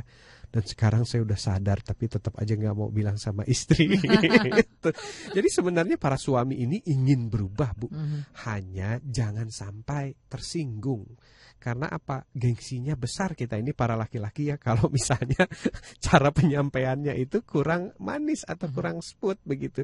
Jadi niat berubahnya tinggi kok, saya lihat dari para bapak yang ketemu saya itu sangat luar biasa begitu. Sampai berbinar-binar ya setelah sekarang itu mencapai titik kesadaran tertentu begitu. Nah, kemudian kalau Bu Salma ya, Bu Salma begini, Bu Salma. Mungkin Ibu tidak jauh beda dengan saya. Kenapa saya ditunjuk sama Tuhan untuk bicara di sini begitu ya? Orang yang pernah mengalami kekerasan, orang yang pernah mengalami kepahitan hidup begitu. Ya perlu waktu untuk kita merubah diri. Jadi perlu waktu. Dan kemudian perlu niat. Jadi buat saya itu kuncinya niat. Dulu saya ingin sekali, berniat sekali saya tidak akan menjadi, saya tidak akan menjadi orang tua yang mengaplikasikan apa-apa yang dulu pernah saya alami dari orang tua saya. Makanya saya sampai bilang, saya tidak akan pernah menikah sebelum saya benar-benar siap jadi orang tua yang baik. Dulu sampai terucap seperti itu. Jadi memang perlu diniatkan, Bu. Nah, setelah diniatkan itu, saya bilang sama Tuhan, Tuhan tolong bantu saya untuk menjadi lebih baik. Dan lahirlah saya diikutkan training oleh perusahaan, ya training sejenis SQ itu yang membangun kesadaran dan sebagainya. Saya dipertemukan dengan guru-guru yang luar biasa, buku-buku yang hebat. Dan memang tidak sebentar, Bu, perlu waktu kira-kira 3-4 tahun saya bisa terus berubah perlahan-lahan. Sampai sekarang pun saya terus masih berlatih, Bu. Begitu. Belajar terus ya. Iya, asalkan satu, jangan pernah putus asa. Ingat, kalau saya baru kira-kira 8 tahun ya melakukan ini. Dr. Sears itu 27 tahun, Bu. Melakukan perubahan bagi dirinya dan bersama istrinya berdua. Dan apa kesimpulan bukunya? Bukunya tuh tebalnya kira-kira 600 halaman, Bu. Dia bilang, Marta, ternyata setelah 27 tahun kita berusaha setengah mati jadi orang tua yang baik. Ternyata kita berdua tidak pernah bisa ya jadi orang tua yang sempurna. Tapi katanya paling tidak kita bisa menjadi orang tua yang lebih baik dari hari ke hari. Jadi lebih baik dari hari ke hari. Sempurna kelihatannya sulit. 27 tahun dia berjuang, dia merasa tidak berhasil menjadi orang tua yang sempurna. Nah, kita pun kurang lebih sama ya, Bu ya. Kalau kita tidak menjadi sempurna, setidaknya hari ini lebih baik dari hari kemarin. Dan hari esok lebih baik dari hari sekarang. Betul, dan lebih baik lagi kita lanjutkan selepas beberapa pesan berikutnya ya. Mudah-mudahan menjawab tadi untuk Ibu Nur di Klender dan juga untuk Bu Salma di Tasikmalaya. Terima kasih sudah bergabung dan semoga bermanfaat. Kami akan segera kembali. Terima kasih Smart Listener, kita masih kembali untuk Anda dan Selasa malam adalah waktunya kita untuk sharing tentang anak dan juga keluarga kita. Dan malam hari ini bersama Ayah Edi kita masih membahas tentang like father like son, like parent like children. Dan terima kasih untuk Anda yang sudah berbagi pertanyaan melalui SMS maupun telepon. Dan rupanya Mas Bowo juga sudah mulai sibuk, sudah kelimpungannya dengan telepon yang banyak. Kita terima dulu, sudah ada yang bergabung. Selamat malam. Malam, Smart. Dari siapa di mana, Pak? Dari Pak Taufik di Medan. Silakan. Assalamualaikum Ayah. Waalaikumsalam Pak Taufik. Iya Ayah. Apa kabar? Tentu, alhamdulillah. Tema malam ini saya teringat dulu waktu kakak saya kumpul karena waktu Bunda melahirkan Akila. Oke. Kakak-kakak saya ngomong, kamu itu Fayaz tuh benar-benar duplikat. Waktu saya kecil dulu, kadang-kadang katanya almarhum ayah itu sampai kalau saya bilang tidak pergi kerja, almarhum ayah tidak pergi kerja ya. Dan itu pun terjadi kadang-kadang sama Faiz. Apapun yang saya lihat ke depan itu sekarang untuk anak. Jadi saya berharap ya apa yang Rikman dilakukan ini menjadi amal jariah almarhum, amal ibadah ayah dan kita semua. Ternyata turun-temurun ya, betul ya Pak ya? Iya benar ayah. Saya merasa saya sangat merasa dulu kan komunikasi masih susah waktu itu almarhum ayah lagi ada training di puncak. Bagaimana beliau ngirim surat, cuman saya sangat sedih surat itu entah hilang kemana, menceritakan bagaimana itu kegiatan beliau di sana. Dulu kan masih telepon masih sangat langka lah. Nah, yang kedua ayah, malam ini 2 hari ini saya membaca buku, mereview buku lama yang di situ ada ayah sebagai memberikan pengantar karangan Ustadz Hamzah Hasan 3 potensi anak itu kan. Itu dikatakan Ananda tercinta yang Maha Kuasa sudah memberi modal. Pendengaran, penglihatan, dan perasaan. 3 ini yang kadang-kadang kita racuni sehingga akhirnya attitude, akhlak, semua itu berubah. Hal itu kita lihat mungkin tadi malam ataupun 2 babak semifinal Piala SEA Games kita lihat pada saat lagu kebangsaan negara lain dengan entengnya kita semua berteriak hu. Padahal itu kalau di Eropa itu sudah kena denda kita. Iya betul. Mungkin memang sampai akhirnya 2 orang almarhum meninggal sia-sia karena perebutan. Yang tiketnya pun belum jelas siapa pasti. Jadi memang like father, like son, keluarga itu kunci utama dan akhlak yang utama ayah. Utamanya akhlak atau attitude yang utama seperti ayah paparkan dari Socrates sampai terakhir ke Albert Einstein. Jadi memang kita harus ya kuncinya kembali ke sana ya Pak. Kembali semuanya ke situ ayah. Jangan sampai kita meracuni, kalau bahasanya Pak modifikatif kan, jangan orang tua menjadi pembunuh nomor 1. Karakter dan kecerdasan anak yang ketiga ayah. Ada fenomena terakhir berapa ini saya lihat Ananda Fayaz ayah. Saya lihat di Star, saya mengantar ataupun pada saat di rumah. Biasanya kan anak-anak kalau hak dia terancam, dia akan melawan kan. Tapi ada satu fenomena yang di pertanyaan bagi saya, mohon ayah memberi pencerahan. Misalnya Fayaz lagi bermain, Akila ataupun temannya mengganggu atau tidak sengaja terganggu, temannya meminta maaf, dia lari aja, dia justru yang berlari. Jadi fenomena apa ini semua yang terjadi? Kita lihat biasanya kan justru spirit dia mempertahankan ini, dia lari. Pada saat orang mengejar dan minta maaf, dia lari-lari dan bagi si Ananda Fayaz ini satu permainan baru ayah. Walaupun pada akhirnya mungkin orang sudah lupa, dia akan komplain, kamu belum minta maaf kepadaku. Yang keempat ayah, kalau bisa tema malam ini dari copyright menjadi right to copy, mohon kepada saya. Mudah-mudahan. Atau siapa yang harus dihubungin, insya Allah kita bersedia menghubungin manajemen TMSM, siapa yang bisa kita komunikasikan sehingga hak kita ini berubah menjadi hak milik bersama ayah. Terima kasih ayah, Mbak Nancy. Terima kasih kembali Pak Taufik. Ada yang ingin ditanggapi ayah? Silakan. Iya benar sekali ya. Ini sebuah testimonial bahwa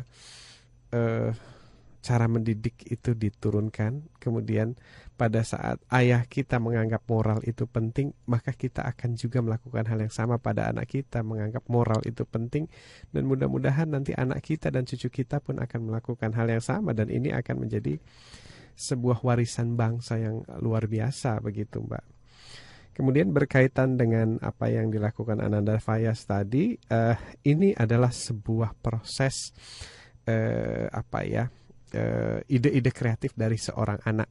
Jadi begini Pak, biasanya usia seperti Ananda Fayaz itu sedang senang-senangnya main kejar-kejaran, main peekaboo itu cilukba sudah selesai masanya, tapi yang sekarang sedang berkembang adalah main petak umpet gitu, kejar-kejaran dan petak umpet. Itu terjadi pada anak saya Pak, persis seperti Ananda Fayaz. Dia merasa bahwa orang lain bersalah, nah dianggapnya itu sebuah permainan. Oh sekarang kamu jaga, aku yang lari. Nah tinggal kita sebagai orang tua kemudian menjelaskan kepada anak kita bahwa apa yang sebaiknya dilakukan pada saat seseorang minta maaf gitu. Jadi mestinya begini, habis begitu diajak temannya, mau nggak main kejar-kejaran lagi gitu. Sebenarnya tugas kita adalah selalu bertanya, apa sih, sedang apa kamu, kenapa kamu begini. Terus yang kedua, biasanya kita ngajak dialog bahwa Yang sebaiknya itu seperti ini, nah begitu. Nanti lain kali kalau ada yang minta maaf, nggak apa-apa, maaf dulu, habis gitu main kejar-kejaran, nggak apa-apa begitu. Dan itu terjadi pada setiap anak, dan saya melihat bahwa ini adalah sebuah fase yang menarik buat anak kita. Jadi sekarang anak saya itu kalau misalnya ada sesuatu tertentu ya, kalau saya katakan ayah sedang tidak ingin bermain petak umpet ya, nah anak saya langsung berhenti karena waktu itu sudah saya briefing. Nah, ada kalanya ayah lagi fit dan mau diajak main, ada kalanya ayah lagi capek sekali. Jadi kalau ayah bilang nanti tidak, satu saat ayah pulang, kita berhenti ya nak. Nah, anak saya setiap saya bilang, nak tidak main ini ya, langsung bilang oke, ayah capek ya gitu. Iya nak, nanti ya kalau ayah udah tidur ya gitu. Jadi dialog Pak, dialog kembali, dikomunikasikan, ditanya. Kemudian habis begitu anak kita jelaskan, ini sebaiknya begini loh, kenapa nanti kalau enggak ini anak lain akan merasa sedih, kamu mau enggak kalau teman sedih gitu. Biasanya anak-anak secara moral itu cepat sekali tersentuh Mbak. Dan ya selama tidak ada pengaruh yang negatif, maka orang tuanya itu biasanya sumber masukan yang paling diikuti oleh anak, begitu kira-kira. Oke, jadi ada keterbukaan dan komunikasi ya. Semoga menjawab. Terima kasih sudah berbagi dengan kita, dan kita ke penelpon berikut. Ayah, sudah ada lagi yang ingin ngobrol dengan Ayah. Selamat malam, Smart FM. Selamat malam, Assalamualaikum Ayah. Waalaikumsalam. Suaranya lembut sekali. Ini dari siapa? Ini dari Ibu Din di Makassar Ayah. Oh, Ibu Din di ya. Makassar, silakan Ibu Din. Iya, saya mau cerita gini Ayah. Anak saya itu yang pertama itu dia tipenya sangat keras dan suka membangkang, terutama pada nenek. Usia berapa itu Bu? Ini usia 7 tahun. 7 tahun ya. Iya, dia kalau misalnya ada diberikan saran laki-laki atau perempuan? Perempuan Ayah. Dia orangnya sangat koleris, melankoli. Oh iya ya. Dia mirip siapa kira-kira Budin? Mirip ibunya ya. Oh, ibunya Budin maksudnya ya?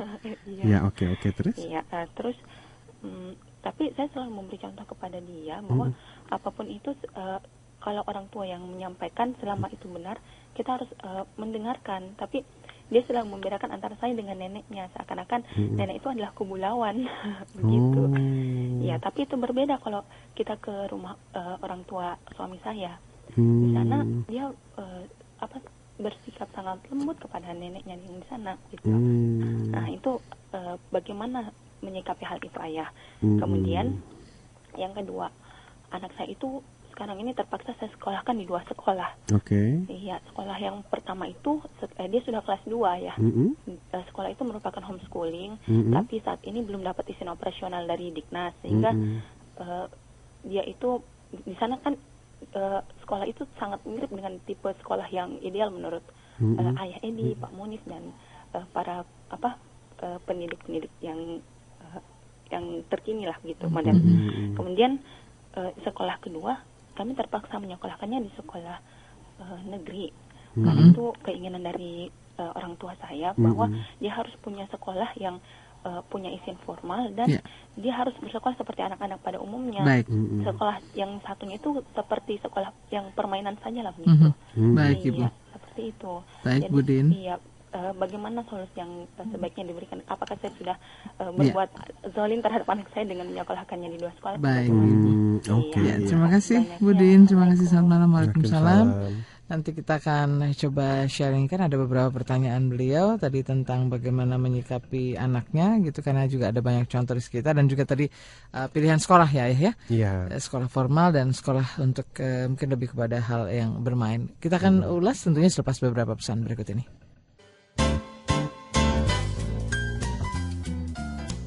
Bahasan kita tentang like father, like son, like parent, like children, rasanya semakin malam semakin hangat ya Ayah ya.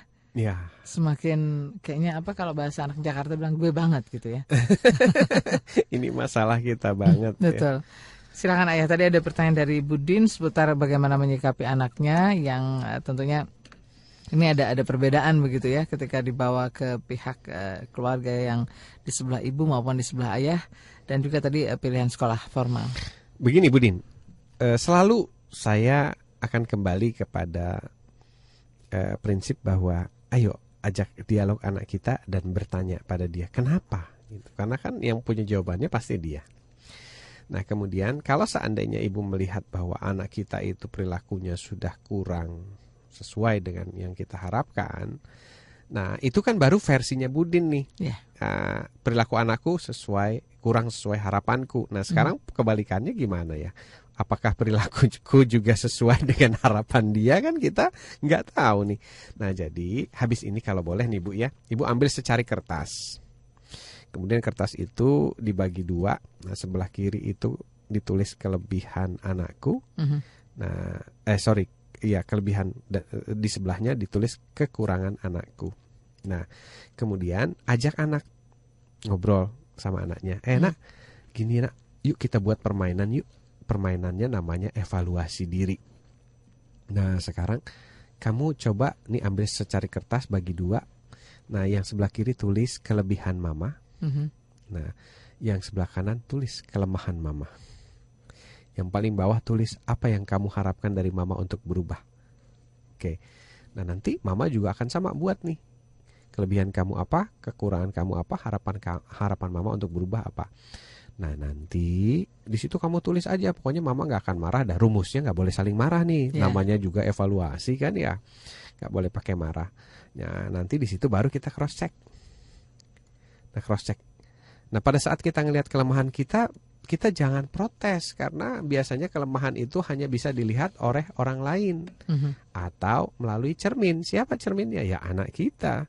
Ambil contoh lah, kalau kita makan misalnya ya, baru makan sop konro gitu kan, dipakai sambal dan kemudian ternyata cabenya itu nempel di gigi. Nah, kita nggak pernah tahu tuh, pede-pede saja kalau ngomong. Nah, begitu kita dikasih tahu orang lain, baru kita tahu, atau kita lihat ke cermin, baru kita sadar, oh ada cabai nih rupanya di gigi. Nah, begitu juga kelemahan kita, kekurangan kita. Kita hanya tahu kalau anak kita dimintai keterangan atau diberi kesempatan untuk mengevaluasi. Habis begitu baru kita diskusi. Mama ini selalu mau-maunya aja. Oke, maksudnya apa nak mau-maunya aja? Di mana kejadian persisnya? Seperti apa? Kamu maunya bagaimana mama? Oke, aku tuh maunya begini-begini. Baik, kalau gitu mama akan mengubah ini 1 poin. Kalau gitu mama juga boleh dong minta sama kamu 1 poin. Jadi 1 poin berubah. Fair kan? Betul. Pihak A berubah, pihak B berubah, pihak A berubah, jadi fair gitu. Sama-sama ya. Sama-sama, enggak anak kita terus saja yang diminta berubah lebih baik. Satu dituntut, satunya tidak melakukan perubahan ya. Kamu denger dong, kamu dengerin mama, sementara mama enggak pernah dengerin aku. Sama seperti saya katakan. Kita bilang, ini anak kok kalau dipanggil sama ayah enggak pernah langsung datang. Ternyata setelah dicek-cek ayahnya juga sama, kalau dipanggil anaknya nggak selalu langsung datang. Jadi kalau lagi ngerjain komputer tugas, begitu mau siaran sama Mbak Nancy, tiba-tiba anak saya bilang, ayah, lihat sini nih, aku lagi main ini rodanya hilang 1, ayo dong cariin. Nantilah sebentar nak. Nah, dicatat oleh anak saya. Dan begitu saya panggil, nantilah sebentar ayah. Jadi yang paling fair adalah kertas evaluasi tadi Bu, janji, tidak marah, dan ayo kita sama-sama berubah. So, nanti pelan-pelan kita berubah, anak kita berubah. Jadi nggak bisa mengharapkan sebuah perubahan dari anak tanpa orang tuanya berubah. Begitu kira-kira. Nah, kemudian untuk yang sekolahnya beda, apakah saya adil, apakah dan sebagainya? Sekolah formal dan sekolah formal. Buat saya begini, Bu. Sekolah yang baik adalah apabila anak kita betah bersekolah di sana. Terus apabila anak kita menjadi kritis, banyak nanya, banyak ingin tahu, banyak mengeksplorasi. Dan apabila akhlaknya menjadi baik, perilakunya menjadi lebih sopan, lebih santun, penolong, pemaaf. Apapun nama sekolahnya, apakah formal, apakah unggul, apakah dapat izin atau terakreditasi A atau unggulan. Tapi kalau anak-anaknya nggak betah, perilakunya nggak santun, kasar, suka tawuran, sudahlah. Bukankah sekolah-sekolah yang suka tawuran itu izinnya bukan main? Sudah lama diperoleh izinnya, Bu. Apalah arti sebuah izin? Izin itu kan pada saat kita membayar, mendaftar, kemudian lengkap, baru diberikan surat sepotong. Tapi izin itu tidak menjamin anak kita menjadi baik, menjadi hebat. Yang menjamin adalah fakta-fakta di lapangan. Begitu kita sekolahkan 3 bulan, lihat. Kalau sekolah yang baik 3 bulan saya sudah kelihatan itu perbedaannya. Begitu kira-kira, Bu. Di Makassar banyak loh, Bu, sekolah-sekolah yang mulai baik seperti itu ya. Betul. Kalau alamat yang Star International di Medan tadi ayah nih ada yang sempat menanyakan juga. Star International di Medan begini deh. Kalau misalnya perlu apa-apa informasi tentang Ayah Edi, coba ketik di Google. ketik Ayah Edi, nanti masuk ke websitenya Ayah Edi. Di situ ada menghubungi manajemen kami kalau ingin seminar, ingin apa-apa. Kemudian di situ ada Star Internasional Bogor, Star Internasional Keranggan, Star Internasional Medan, alamat lengkap, kontak person, telepon dan sebagainya. Kemudian nanti di situ juga ada program observasi, bagaimana caranya, siapa orangnya, kemana, berapa lama, biayanya berapa. Lengkap semua ada di sana. Jadi cukup dengan hanya satu kunci, search di Google, ketik Ayah Edi. Begitu kira-kira. Oke, mudah-mudahan menjawab dan terima kasih sudah sharing dengan kita. Sekarang kita ke ini ya pernyataan ya, bukan pertanyaan ya, dari Pak Herman Ahmad. Ayah Edi yang bijaksana, saya sewaktu kecil usia 5 tahun memang pernah dipukul ayah saya dan ketika itu saya terlambat pulang ke rumah. Padahal saat itu saya merasa tidak bersalah karena keterlambatan saya saat itu disebabkan oleh saya dan teman-teman membantu menolong orang mendorong mobil yang mogok. Nah, sejak saat itu saya jadi takut dan dendam pada ayah saya. Saat usia saya 9 tahun ayah saya meninggal, saya malah merasa senang karena tidak akan ada lagi yang memukul saya. Namun sekarang setelah saya punya anak, alhamdulillah saya coba menerapkan, saya tidak pernah memukul anak saya karena saya tidak ingin menjadi seperti ayah saya. Itu dari Pak Herman. Yang berikut dari Pak Syarif. Selamat malam Ayah Edi. Selamat malam Pak Syarif. Saya kerja di luar kota, pulang seminggu sekali, punya 3 anak. Perempuan pertama 5 SD, kedua 1 SD, yang ketiga 1 tahun. Nah, hal apa saja yang perlu ditanamkan dalam pertemuan yang seminggu sekali itu, Ayah? Baik. Yang pertama Pak Herman dulu ya. Ya. Begini Pak Herman, apa yang Bapak alami, pernah saya alami. Apa yang Bapak rasakan, pernah saya rasakan. Kalau Bapak pernah menendam, saya juga pernah menendam. Tapi sampai usia saya 30 tahun, saya baru menyadari bahwa itu semua bukan kesalahan ayah kita. Kalau kita mau melakukan proses telusur masa kecil ayah kita, maka kita akan tahu bahwa masa kecilnya pun penuh kekerasan. Bahkan waktu itu saya menyadari bahwa orang tua saya jauh lebih mengalami penuh kekerasan dibandingkan saya. Jadi sejak saat itu saya bertobat pada Tuhan, memaafkan orang tua saya. Dan saya ampuni apapun yang pernah dilakukan kepada saya. Saya katakan bahwa ini semua bukan kesalahannya, tapi ini adalah sebuah proses yang terjadi secara turun-temurun. Jadi ini adalah pelajaran buat saya supaya saya sadar untuk mengubah, supaya nanti keturunan saya berikutnya tidak lagi melakukan hal yang sama. Jadi begitu kira-kira. Orang tua kita itu bukan penyebab perilaku, tapi dia korban dari sebuah situasi sebelumnya. Dan sebelumnya dan sebelumnya. Jadi Tuhan akan sangat menghargai dan mencatat Pak perubahan yang sekarang Bapak lakukan.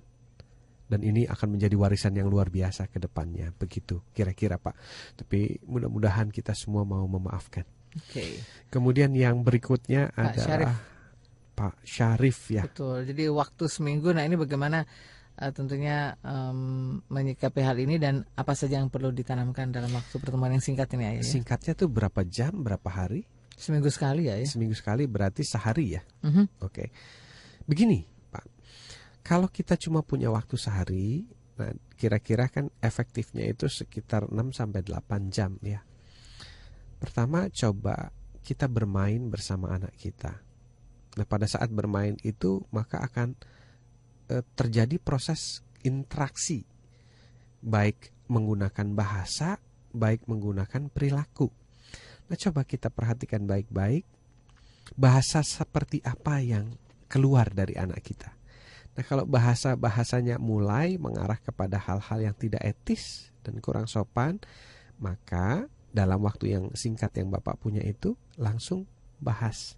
Dari mana kamu dengar asalnya, jangan dimarahi ya, tapi dibahas. Supaya kita bisa menghentikan atau mengunci anak kita terhadap akses dari sumber-sumber yang kurang baik.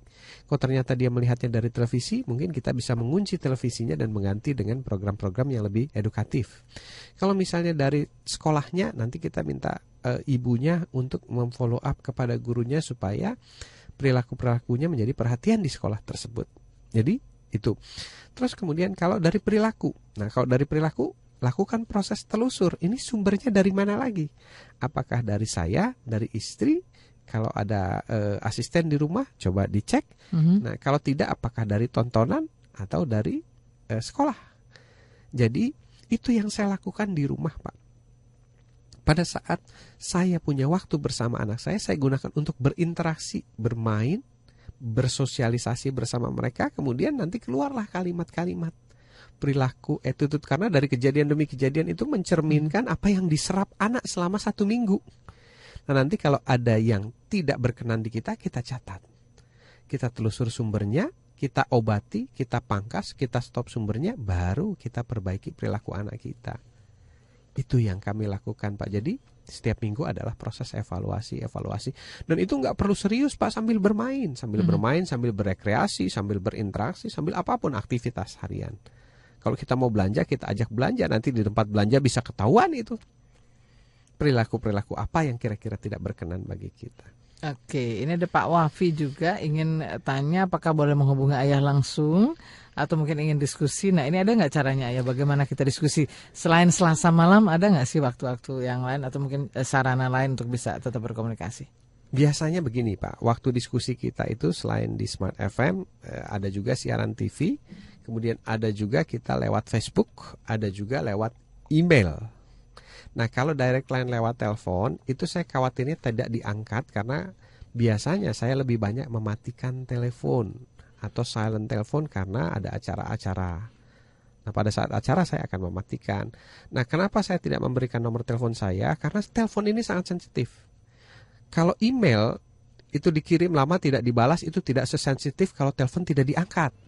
Nah nanti ada kesan ayah Edi sombong, ayah Edi begini, ayah Edi. Nah saya coba menjaga itu semua. Nah biasanya komunikasi langsung kita kalau ada seminar, saya datang ke Medan, saya datang kemana, nanti kita bisa ngobrol langsung. Seperti itu kira-kira Pak. Nah ada forum konsultasi yang nanti Bapak bisa hubungi manajemen kami. Kalau memang ada waktunya, itu bisa nanti ada namanya direct consultation langsung. Itu nanti di-arrange oleh manajemen ya. Kapan tanggalnya, jam berapa, harinya apa, begitu kira-kira. Itu yang bisa kami sampaikan. Mudah-mudahan bisa membantu dan setidaknya mungkin nanti bisa langsung masuk di website ayah ya untuk tahu bagaimana caranya mungkin untuk mencari schedule ketemu atau juga tadi ayah ya sarana berkomunikasi ya. Ya. Facebook maupun yang lain ya. Betul, sebenarnya begini Pak, program Indonesian Strong From Home ini saya tidak berusaha untuk membuatnya eksklusif. Artinya eksklusif apa? Setiap orang hanya bisa terpecahkan masalahnya kalau ketemu ayah Edi. Wah itu berbahaya buat saya gitu. Menurut saya itu tidak edukatif. Makanya saya membuat Facebook. Kemudian dari Facebook itu kita sharing melalui seminar, parenting dan sebagainya dengan harapan bahwa nanti akan muncul orang tua yang semakin hari semakin baik, semakin terlatih, semakin tahu bagaimana cara menangani anak. Kemudian melalui forum tadi saling sharing. Jadi supaya ada regenerasi, ada guru-guru baru lah. Ada para orang tua baru yang memahami tentang dunia anak. Dan itu terjadi di Facebook kita begitu. Jadi tidak setiap pertanyaan saya yang menjawab. Sekarang banyak sudah orang tua yang sangat bagus sekali jawabannya dalam memberikan eksplanasi terhadap kasus-kasus yang dialami oleh dari pengalaman masing-masing begitu ya. Iya. Dan saya menganjurkan dan mengharapkan tidak perlu malu ya mengungkapkan kasus-kasus anak itu di Facebook. Kenapa?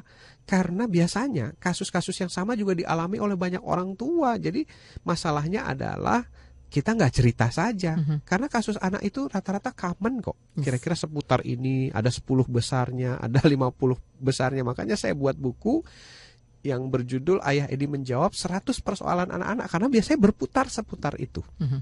Begitu nah kira-kira. Ini juga mungkin informasi yang membantu Pak Wafi tadi ya. Mungkin bisa nanti apa yang didiskusikan mudah-mudahan juga ada ya sudah mencakup di 100 pertanyaan Ayah Edi Menjawab ya.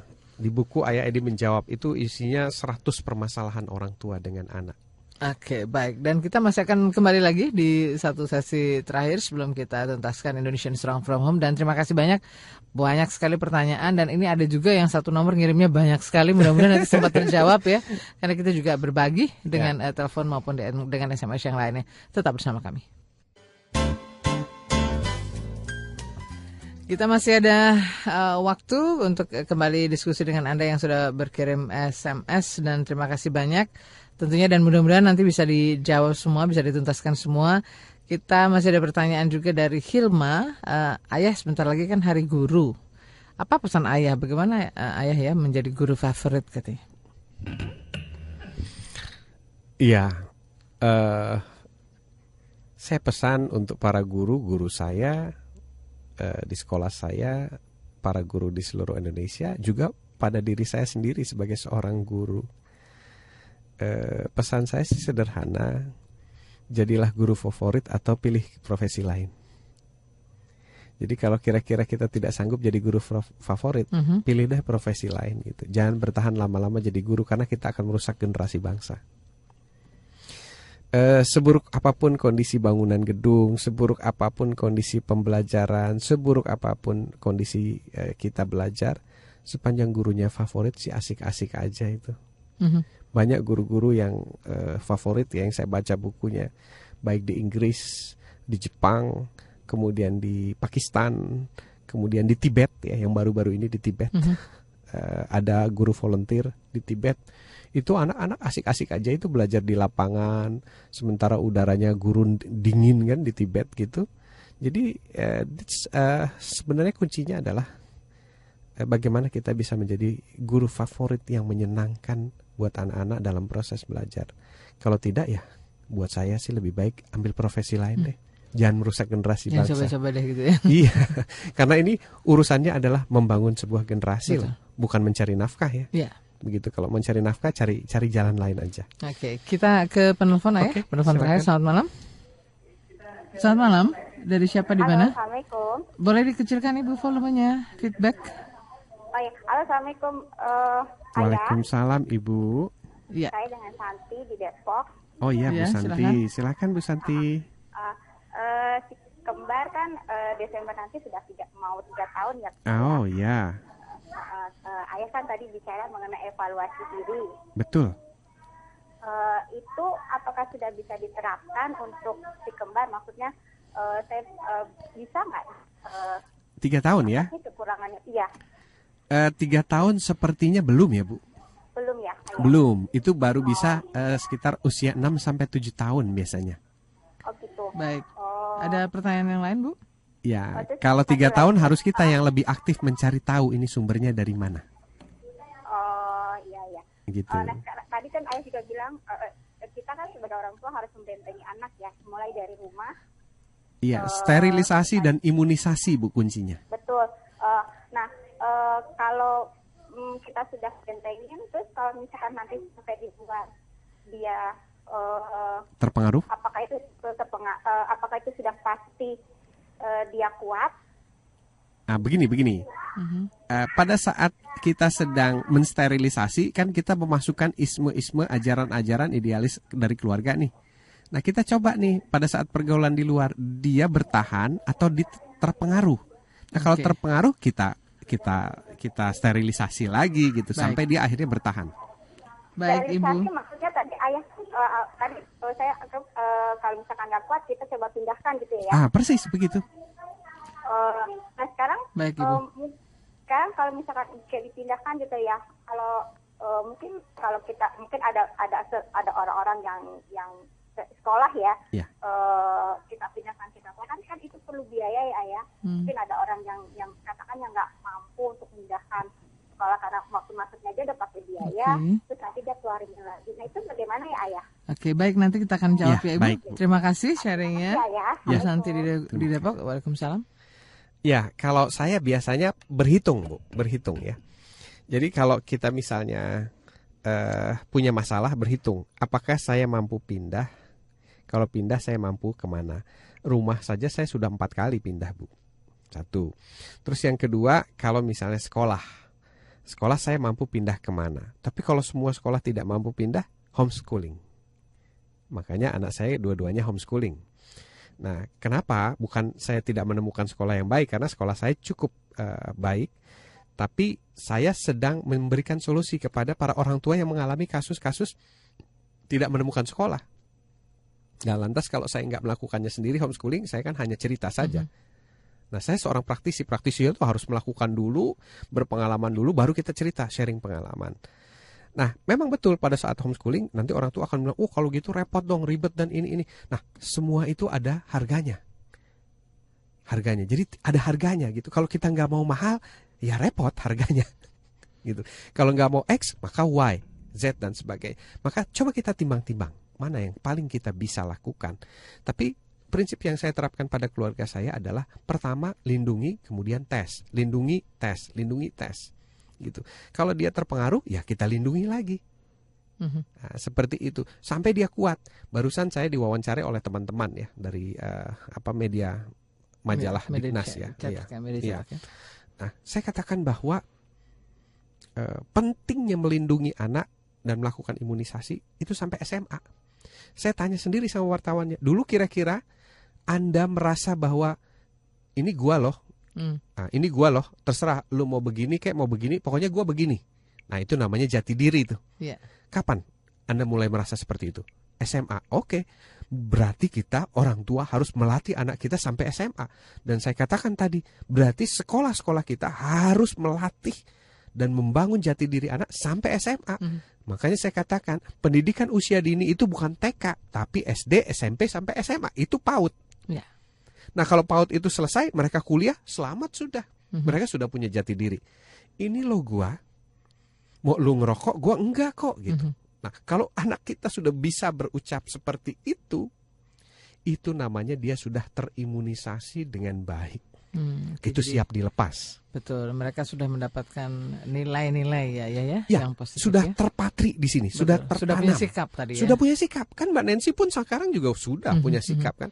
Kalau kawan ngajakin disko yuk, kita minum yuk, apa jawaban Mbak Nancy? Aduh, mending tidur di rumah. Nah, itu yang namanya sudah punya pilihan ya. Well imun.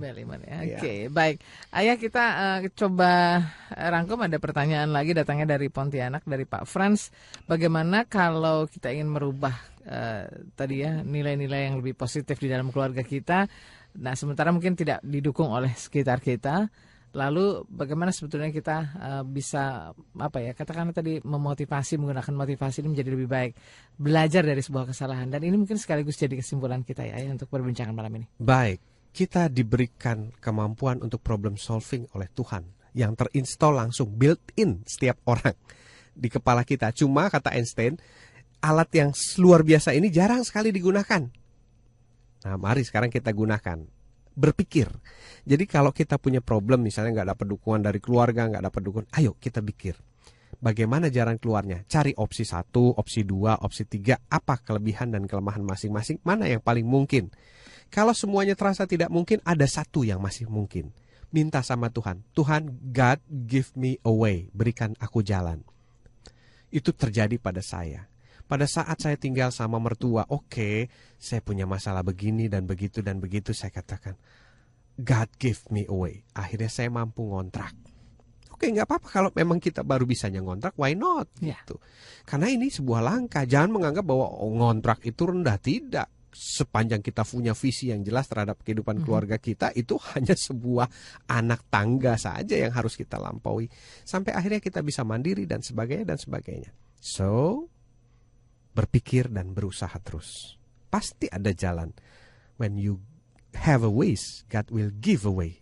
Ketuklah maka akan aku buka. Mintalah maka aku akan beri.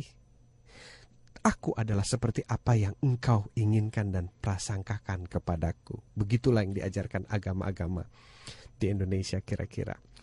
Oke, jadi poin pentingnya adalah sebetulnya bagaimana kita membentengi, menyikapi itu bukan harus tadi katakanlah mungkin dengan serta-merta memindahkan ayah, tetapi tadi ya ketika kita membentengi, kita pakai perhitungan, memberikan nilai-nilai positif, kita coba mereka mengaplikasikan langsung ya. Yes. Sekeliling ke lingkungan umum yang lebih luas, tapi ketika mungkin mereka sudah mulai terinfeksi, nah itu kita persis, lagi ya. Kita lindungi lepas. Masa kita biarkan anak kita kakinya terinfeksi, kan nggak mungkin betul. Kan? Sampai akhirnya mereka punya sikap tadi, persis, punya pilihan ya. Begitu terinfeksi, tarik, kita obati sampai sembuh, baru jadi lepas ada lagi. Pencegahan ya gitu, ada kuratif, ada ini juga ya, preventifnya ya. Preventif, kuratif. Ya. Kalau saya biasanya bicaranya sterilisasi, imunisasi.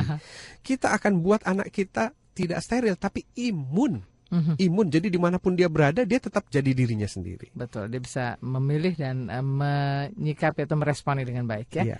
Baik, Ayah, terima kasih. Terima kasih. Kita dengar lagi lagunya Ronan Keating. Wow, luar biasa. Semoga ini juga bisa terus memotivasi kita, mencerahkan kita. Semoga banyak manfaat. Mohon maaf tidak bisa dijawab semuanya dan Mohon maaf juga line telepon tidak bisa kita angkat semuanya ya. Mudah-mudahan malam ini apa yang tadi sudah diungkapkan lewat kesimpulan bisa menjadi sebuah motivasi luar biasa buat pencerahkan keluarga kita. Kita mesti pamit dulu karena kita juga mesti gabung lagi sama keluarga kita ini ya.